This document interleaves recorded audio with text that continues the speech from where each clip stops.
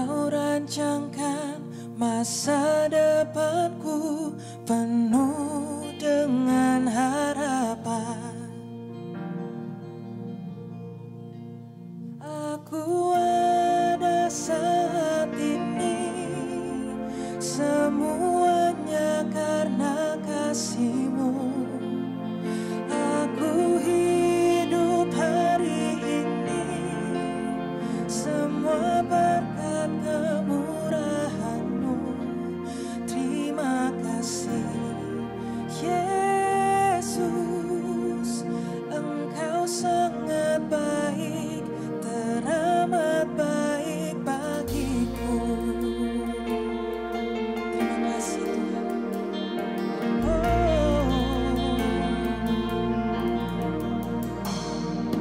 Kau hiasi kehidupanku dengan kemurahan-Mu.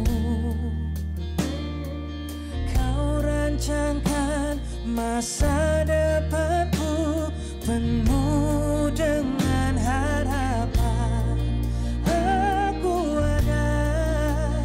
Aku ada saat ini, semuanya karena kasih-Mu.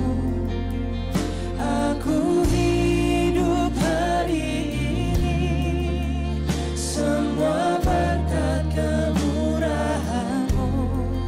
Terima kasih Yesus, Engkau sangat baik, teramat baik bagiku. Aku ada saat ini, semuanya karena kasih-Mu. Aku hidup hari ini, semua berkat kemurahan-Mu. Katakan terima kasih Yesus.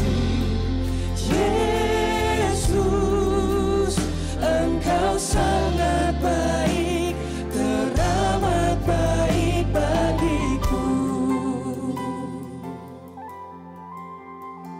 Engkau baik Tuhan,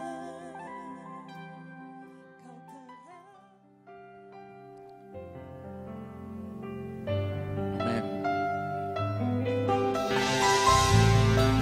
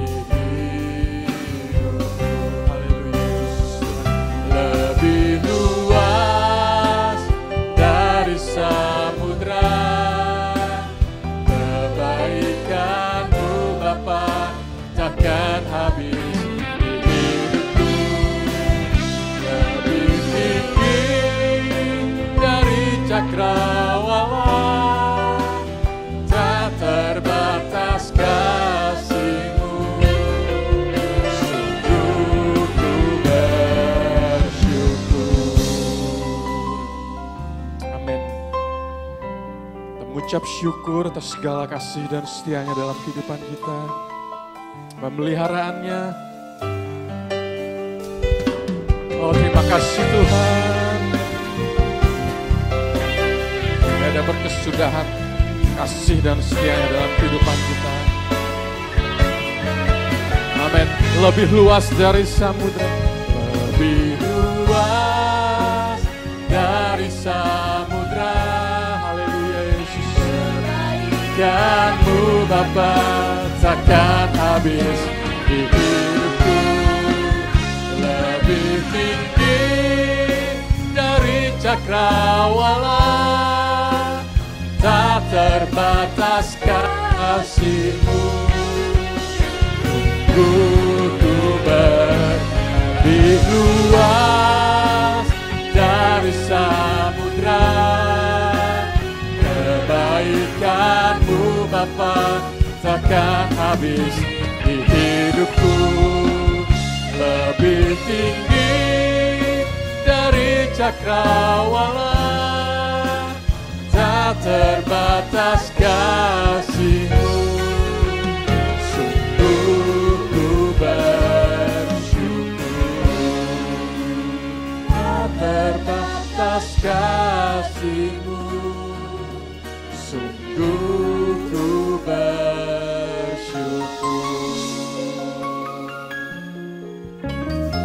Haleluya Yesus Tuhan. Terima kasih Tuhan. Kami siap Tuhan untuk memuji dan memuliakan nama-Mu. Jemaat di rumah masing-masing yang dikasihi Tuhan, pemirsa dimanapun juga Anda berada, kita akan segera memasuki renungan firman Tuhan, sapaan Gembala Gereja Elim Tabernakel menyapa. Tapi lebih dahulu kita akan tundukkan kepala dan berdoa. Hadirat-Mu menyertai kami Tuhan, kami masuk dalam hadirat Tuhan. Kiranya pengurapan limpah dari Roh Kudus menyertai hamba. Supaya kata lepas kata, perkataan firman-Mu boleh mendapat tempat yang terbaik di kedalaman hati kami. Setiap kami yang mendengar firman Tuhan, yang mendapatkan kemurahan Tuhan, kami boleh mendapatkan dorongan yang kuat untuk boleh melakukan firman Tuhan itu dalam hidup kami. Ya Tuhan, bukan hanya kami dengar, tapi lebih daripada itu kami boleh lakukan, kami boleh praktekkan dalam hidup kami sehari-hari. Berfirmanlah ya Tuhan, kami siap mendengarnya. Sekarang berfirmanlah ya Tuhan, kami suka mendengarnya. Dalam nama di atas segala nama, Yesus Kristus Tuhan, kami berdoa, kami mengucap syukur. Amin. Kasih sayang Tuhan yang berlimpah-limpah dicurahkan atas kita sekalian pada saat ini. Adapun tema ataupun judul renungan singkat firman Tuhan ini tentang koyakkanlah hatimu. Saya ulangi lagi, koyakkanlah hatimu. Ayat pokok dari tema ini terambil dari kitab Yoel pasal yang kedua ayat yang ke-13. Yoel pasal yang kedua ayat yang ke-13 bunyinya demikian. Koyakkanlah hatimu dan jangan pakaianmu. Berbaliklah kepada Tuhan Allahmu, sebab Ia pengasih dan penyayang, panjang sabar dan berlimpah kasih setia, dan Ia tidak menyesal karena hukumannya. Saya coba ulangi bagian A lebih dulu. Koyakkanlah hatimu dan jangan pakaianmu. Berbaliklah kepada Tuhan Allahmu, sebab Ia pengasih dan penyayang. Jemaat yang disayang Tuhan, Alkitab katakan koyakkanlah hatimu, jangan pakaianmu, berbaliklah kepada Tuhan Allahmu.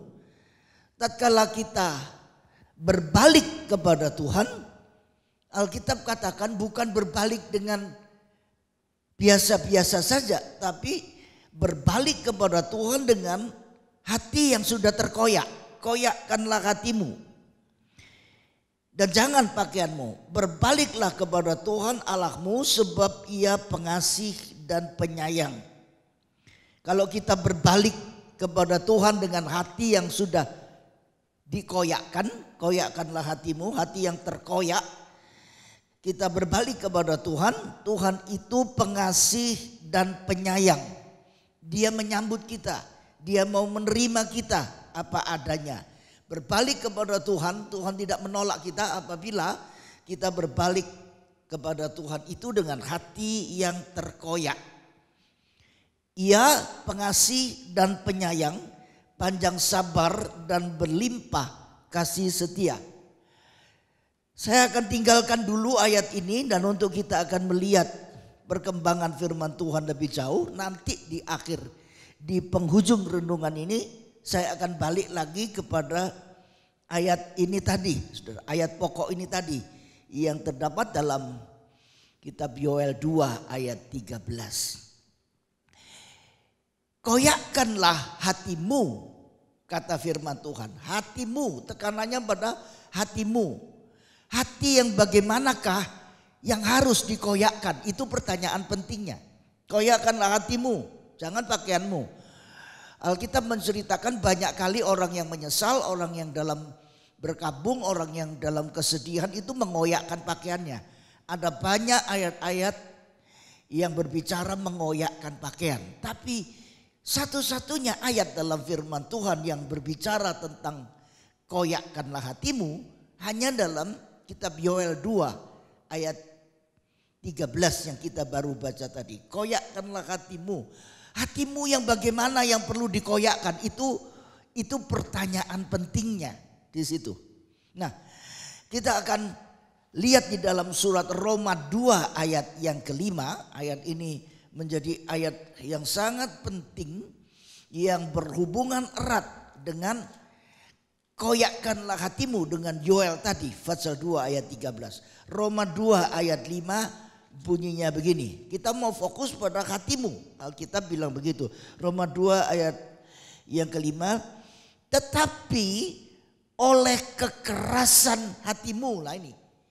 Kekerasan hatimu. Tetapi oleh kekerasan hatimu yang tidak mau bertobat, engkau menimbun murka atas dirimu sendiri pada hari waktu mana murka dan hukuman Allah yang adil akan dinyatakan. Kekerasan hatimu yang tidak mau bertobat. Koyakkanlah hatimu. Hati yang bagaimanakah yang harus dikoyakkan?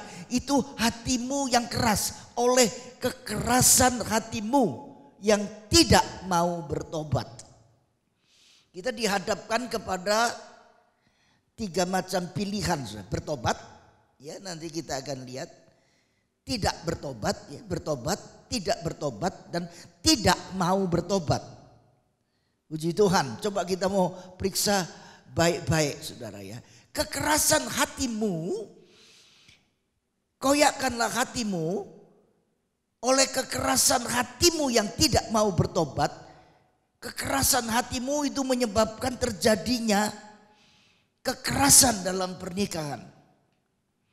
Kekerasan hatimu itu menyebabkan kekerasan dalam keluarga, kekerasan dalam hubungan kerja, ya, kekerasan dalam gereja Tuhan bisa saja terjadi. Kalau ada kekerasan hatimu dibiarkan, tidak dikoyakkan, kekerasan hatimu itu akan menyebabkan banyak kekerasan dalam bidang-bidang kehidupan kita yang lain. Yang Tuhan ajarkan adalah bukan kekerasan, tetapi roh yang lemah lembut. Roh yang lemah lembut. Saya coba menggali lebih dalam saudara ya. Tidak bertobat. Kalau itu terus menerus di dalam kita tidak sadar kembali. Itu merupakan proses kehidupan. Proses panjang dari kehidupan. Mengarah kepada tidak mau bertobat. Ayat-ayatnya ada semua, kita nanti akan baca. Coba baca satu persatu. Kalau kita tidak bertobat dan tidak mau sadar, akan mengarah menjurus kepada tidak mau bertobat. Jadi Alkitab katakan dalam Roma 2 ayat 5 tadi, tetapi oleh kekerasan hatimu yang tidak mau bertobat, jadi sampai pada tahapan level tidak mau bertobat, itu pada permulaannya tidak bertobat.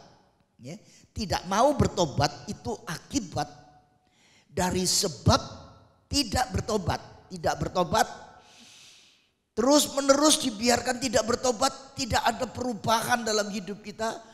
Alkitab katakan, koyakkanlah hatimu, janganlah pakaianmu, berbaliklah kepada Tuhan. Bertobat itu berarti berbalik kepada Tuhan. Tinggalkan jalan kehidupan yang lama dulu, cara-cara hidup yang lama dulu, gaya hidup yang lama dulu. Balik kepada Tuhan, itu artinya bertobat. Berbaliklah kepada Tuhan Allahmu, sebab Ia pengasih dan penyayang. Ya, saya mulai dari tidak bertobat dulu ya. Ada beberapa ayat yang diketengahkan Alkitab dan tentunya itu penting bagi kita. Tidak bertobat, tidak mau bertobat nanti. Tidak bertobat lebih dulu ya. Kitab Nabi Yeskiel 13 ayat 22 katakan, tidak bertobat dari kelakuannya yang fasik. Kelakuan yang fasik, tidak mau bertobat. Tidak bertobat ya. Tidak bertobat dari kelakuannya yang fasik. Dalam Injil Matius 11 ayat 20, saya akan coba berhenti sedikit lebih lama di ayat ini. Injil Matius 11 ayat 20 bunyinya demikian. Yesus mengecam kota-kota yang tidak bertobat. Ya, Yesus mengecam kota-kota yang tidak bertobat. Saya bacakan ayat 20. Injil Matius 10, Injil Matius 11 ayat yang ke-20 bunyinya demikian. Lalu Yesus mulai mengecam kota-kota yang tidak bertobat ya. Sekalipun di situ ia paling banyak melakukan mujizat-mujizatnya ya. Yesus mulai mengecam kota-kota yang tidak bertobat ya. Sekalipun di situ ia paling banyak melakukan mujizat-mujizat.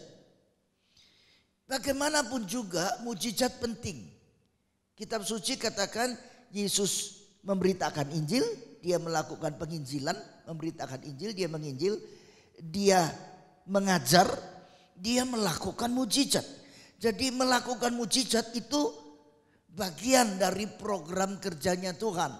Jika Alkitab menghadirkan kata mujizat dalam Alkitab, kita tidak boleh menganggap mujizat tidak penting.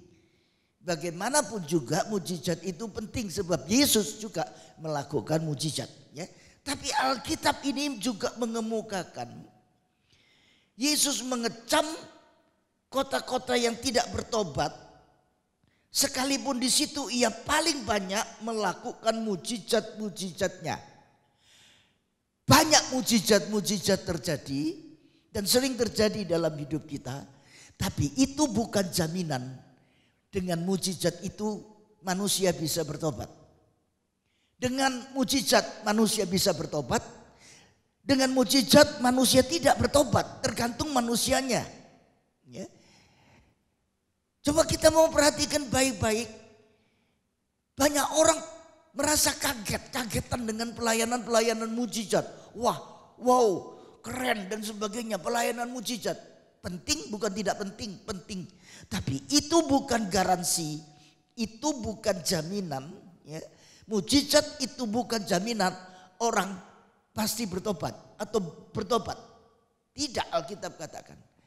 Seandainya kita melihat dengan cermat, dengan pandangan yang jernih, isinya ayat ini, ya esensinya dari ayat ini, saudara. Kalau kita bertobat, itu nilainya lebih dari mujizat.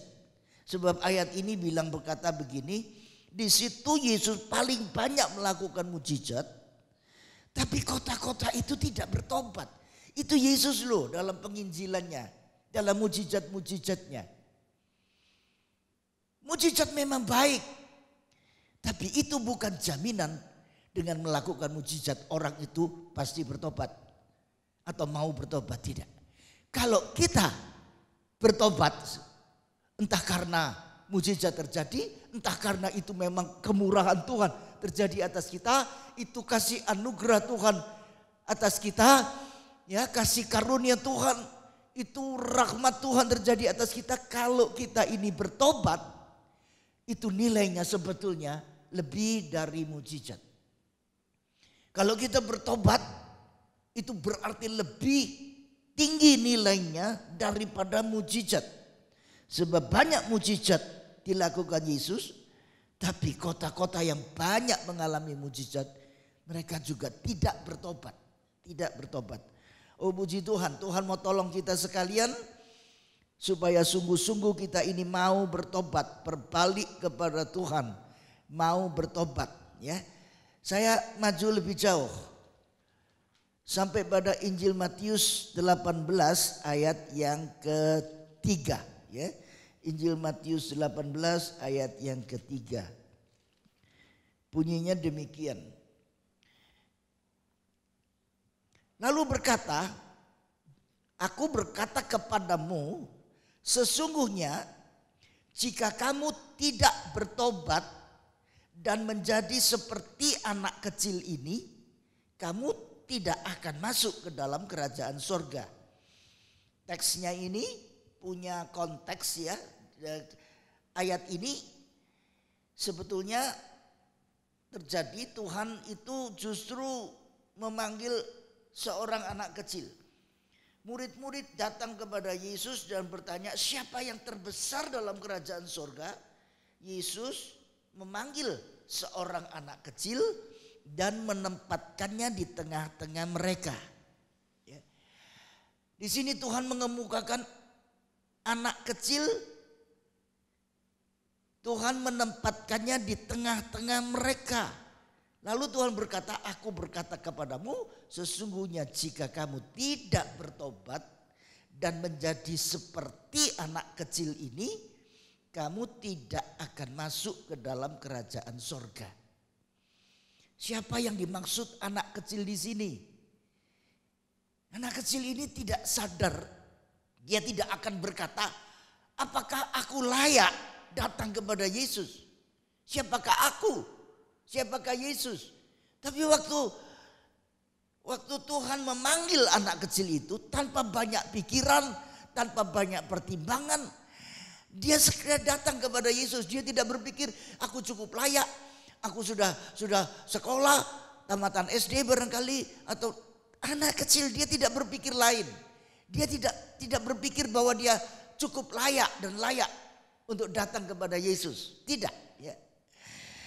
Dia datang kepada Yesus dan Yesus menempatkannya di tengah-tengah. Lalu Tuhan berkata, sesungguhnya jika kamu tidak bertobat dan menjadi seperti anak kecil ini. Yang dimaksud Tuhan di sini siapa? Jadi tatkala murid-murid itu mempunyai satu pemikiran, siapa yang terbesar, ingin jadi terbesar. Sebetulnya mereka menempatkan diri mereka sendiri, murid-murid itu, dalam keadaan tidak bertobat dari rasa keakuannya, aku yang paling besar, egonya yang begitu besar.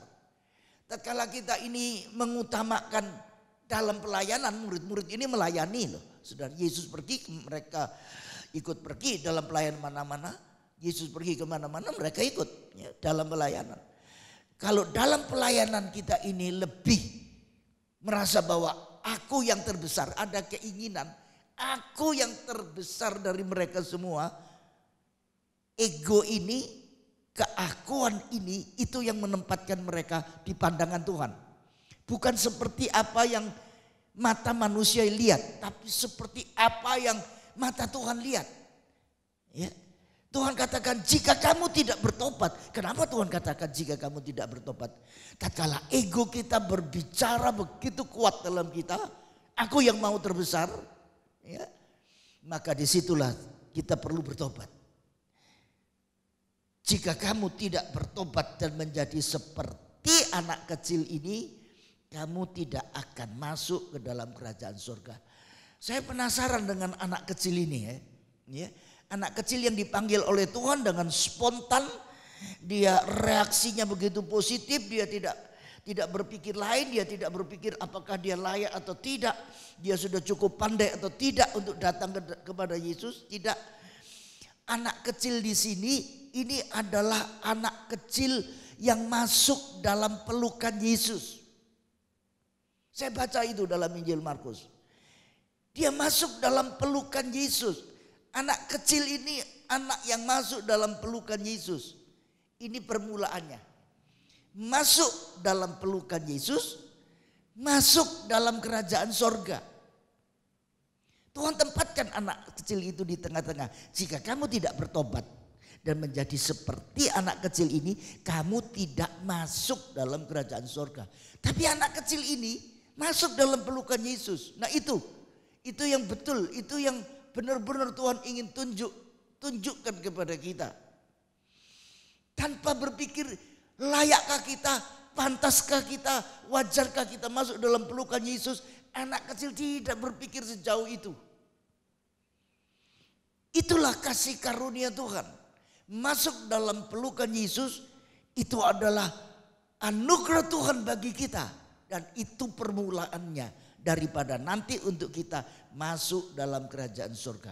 Orang yang tidak masuk dalam pelukan Yesus seperti anak kecil ini. Ya, seperti anak kecil. Seperti anak kecil bukan berarti kekanak-kanaan lah saudara. Seperti anak kecil.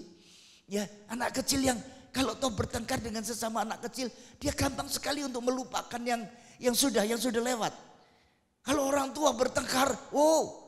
Bisa begitu panjang. Bikin perdamaian, nampaknya berdamai begitu di mulut. Tapi di hati masih ada perasaan dendam. Tapi anak kecil tidak seperti. Dalam kesederhanaannya anak kecil itu. Dia masuk dalam pelukan Yesus. Dan Tuhan katakan seperti anak kecil ini masuk dalam kerajaan surga. Masuklah dalam pelukan Yesus. Betapa hangat pelukannya yang kita boleh rasakan. Begitu akrab, begitu dekat kita dengan Yesus. Baru itu jalan yang membawa kita masuk dalam kerajaan surga. Saya mau ajak kita maju lebih jauh ya. Dalam Injil Lukas 13 ayat 3 sampai 5. Di situ tidak bertobat. Kembali kita akan lihat tidak bertobat. Ya. Dalam Wahyu 2 ayat 22 dan 21, Wahyu 2 ayat 21 dan 22 begitu ya. Tidak bertobat, tidak mau bertobat. Coba kita mau buka kitab Wahyu pasal 2 ayat 21 dan 22 bunyinya demikian. Wahyu 2 ayat 21 dan 22 bunyinya demikian. Dan aku telah memberikan dia waktu untuk bertobat. Tetapi ia tidak mau bertobat dari jinaknya. Tidak mau. Ayat 22. Ayat 20 di atasnya. Ayat 21 dan 22 ya. Lihatlah aku akan melemparkan dia ke atas ranjang orang sakit. Dan mereka yang berbuat zina dengan dia akan kulemparkan ke dalam kesukaran besar jika mereka tidak bertobat dari perbuatan-perbuatan perempuan itu. Tidak bertobat ya. Ayat 22, ayat 21 tidak mau bertobat ya. Tidak bertobat, tidak mau bertobat. Tuhan mau tolong kita sekalian saudara ya. Supaya kita ini bertobat, diberi kesempatan. Alkitab katakan aku telah memberi dia waktu untuk bertobat. Itu waktu untuk bertobat itu berarti kesempatan untuk bertobat. Saya ingin tegaskan ulang di dalam ayat tadi ya firman Tuhan. katakan ya, koyakkanlah hatimu dan jangan pakaianmu, berbaliklah kepada Tuhan Allahmu, sebab Ia pengasih dan penyayang. Hati yang bagaimanakah yang harus dikoyakkan? Itu hatimu yang keras, yang tidak mau bertobat. Tuhan mau tolong, kenapa kita tidak mengalami Tuhan itu pengasih dan penyayang? Sebab kita belum balik kepada Tuhan. Ya. Kita belum balik kepada Tuhan. Kita belum balik kepada Tuhan dengan hati yang terkoyak. Koyakkanlah hatimu. Masih dengan hatimu yang lama. Cara berpikir yang lama. Hati yang kadang-kadang banyak mendendam. Banyak berurusan dengan hal-hal yang tidak perlu. Sementara hal yang paling perlu kita tidak perhatikan. Alkitab katakan Tuhan itu panjang sabar. Dia memberikan waktu untuk bertobat. Tuhan itu panjang sabar, memberi waktu kata Alkitab untuk bertobat. Perhatikan baik-baik, Alkitab tidak menulis Tuhan itu kekal sabar.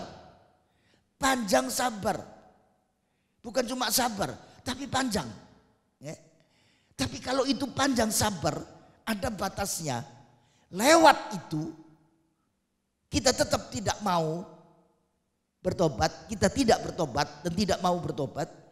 Tuhan itu tidak pernah dalam ayat menyebutkan kekal sabar. Sabarnya kekal, tidak. Cuma panjang sabar. Hati-hati loh. Dengan kehidupan yang tidak bertobat dan tidak mau bertobat, Tuhan bukan kekal sabar. Tuhan itu panjang sabar. Ya. Maju lebih jauh. Saya sampai pada sekarang tidak mau bertobat ya. Tidak bertobat, tidak mau bertobat. Kitab Nabi Yeremia pasal 5 ayat yang ketiga. Saya akan membacakan kitab Nabi Yeremia pasal 5 ayat 3. Tuhan kiranya mau tolong kita. Sementara Tuhan proses kita. Ada proses dalam kehidupan kita ini. Ya, proses panjang barangkali. Tapi kita mau berubah. Kita mau bertobat. Kitab Nabi Yeremia pasal yang kelima ayat yang ketiga bunyinya begini. Ya Tuhan, tidakkah matamu terarah kepada kebenaran? Engkau memukul mereka tetapi mereka tidak kesakitan. Engkau meremukkan mereka tetapi mereka tidak mau menerima hajaran. Mereka mengeraskan kepalanya lebih daripada batu. Ini kepala batu, ini kepala keras, kepala batu. Dan mereka tidak mau bertobat. Nah itu, tidak mau bertobat. Hati yang tidak bertobat, kalau itu dibiarkan terus, tidak mau berubah, tidak mau berbalik kepada Tuhan, tidak menyadari Tuhan itu Allah pengasih dan penyayang yang mau menerima kembali orang yang bertobat, yang berbalik hatinya, hati yang terkoyak. Ya, dia akan masuk dalam satu proses kehidupan dari tidak bertobat menjadi tidak mau bertobat. Hati-hati dengan kehidupan kita ini ya. Hati-hati, kita harus sangat hati-hati dengan kehidupan ini. Kalau sampai pada hari Tuhan panggil kita pulang tetap dalam kondisi tidak mau bertobat, sudah betul-betul keras hati itu. Ya, seperti Ibrani 3 ayat 8 nanti kita baca terakhir, ayat terakhir. Tidak mau bertobat.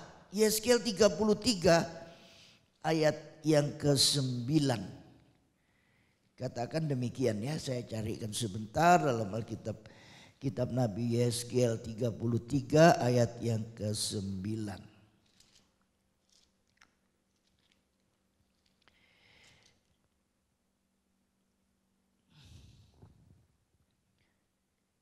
Tetapi jika engkau memperingatkan orang jahat itu supaya ia bertobat dari hidupnya, tetapi ia tidak mau bertobat. Nah ini ya, tidak mau bertobat. Orang yang jahat itu perlu diperingatkan ya. Jikalau engkau memperingatkan orang jahat itu supaya ia bertobat dari hidupnya, tetapi ia tidak mau bertobat, ia akan mati dalam kesalahannya. Tetapi engkau telah menyelamatkan nyawamu. Perlu orang jahat itu diperingatkan. Tapi kalau memang dia diperingatkan dia tetap tidak mau bertobat, kita yang sudah memperingatkan bebas dari tuntutan. Ya. Tapi jika kita tidak pernah mau memperingatkan orang yang demikian itu, ya, orang yang jahat tidak mau kita memberitakan firman Tuhan, kesempatan Tuhan membukakan pengampunan dosa, kesempatan untuk bertobat, kita tidak pernah memberitakan.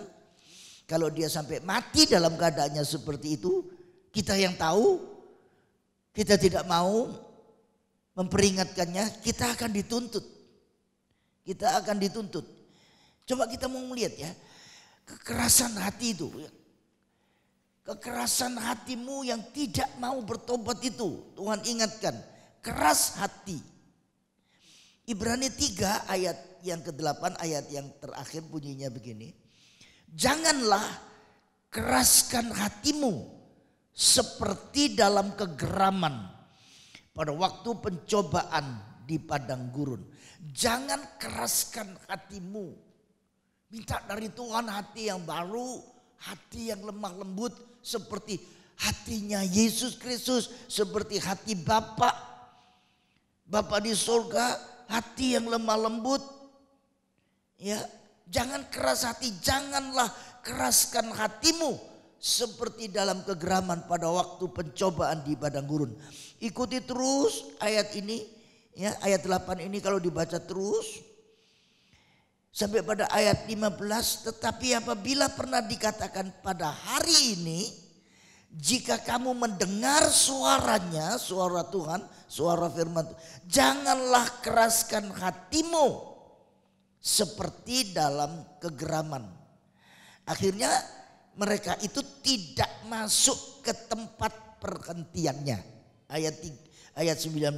Dan siapakah yang telah ia sumpahi bahwa mereka takkan masuk ke tempat perhentiannya?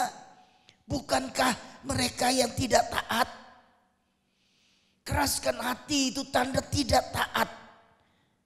Tidak mendengar suaranya, tidak mau taat. Tidak masuk ke tempat perhentiannya. Tempat perhentian di mana kita ini tidak gelisah lagi. Tempat perhentian di mana kita ini boleh sungguh-sungguh mengalami sesuatu yang luar biasa yang dari Tuhan. Tuhan selalu bicara tentang tempat perhentian dan ini penting. Surat Ibrani ini sudah dekat sekali dengan kitab Wahyu. Ya, di sana upaya Tuhan untuk membawa umatnya Tuhan ini masuk ke tempat perhentiannya. Teduh, tenang, perhentian, sejuk. Itu gambaran dari tempat perhentian Tuhan.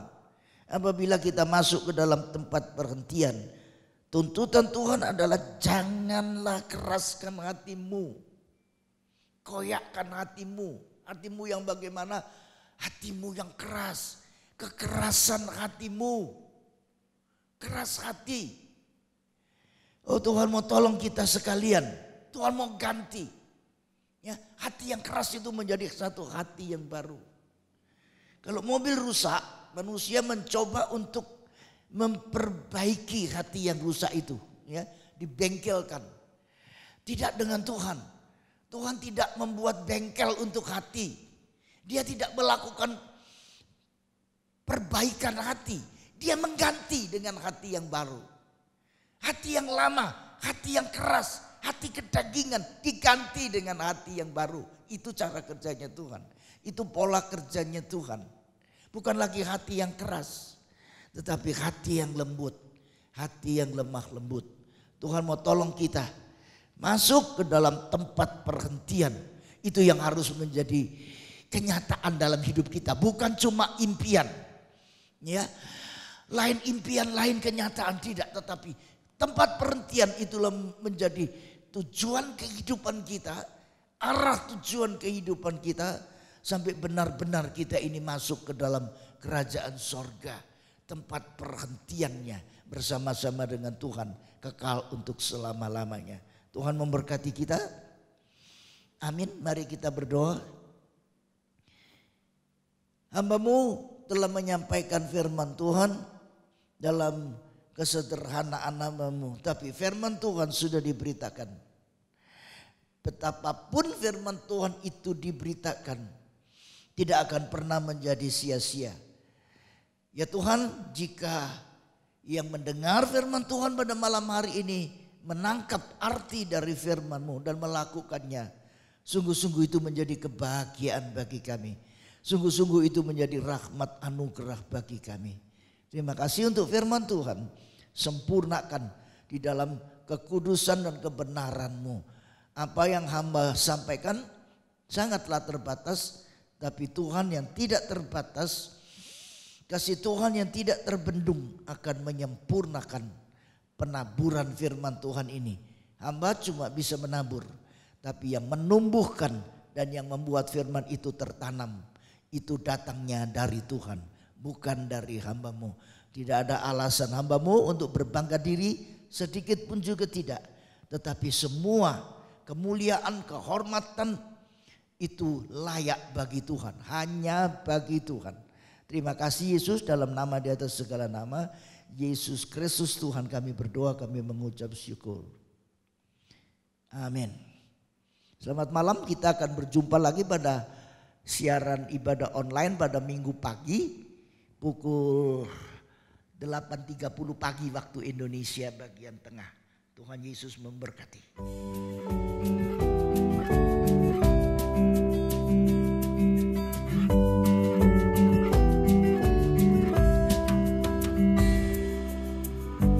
Tuhanlah kekuatan dan mazmurku, Dia gunung batu dan keselamatanku.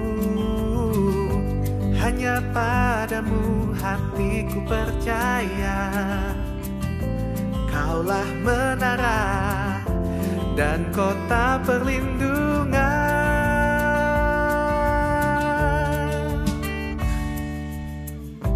Ku mau selalu bersyukur, sebab cintamu padaku takkan pernah berubah. Hatiku percaya, walau bumi bergoncang, gunung-gunung beranjak, namun kasih setiamu tak pergi dariku.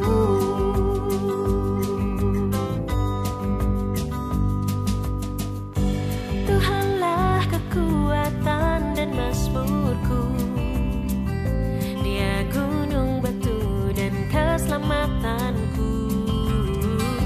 Hanya padamu hatiku percaya, Kaulah menara dan kota perlindungan.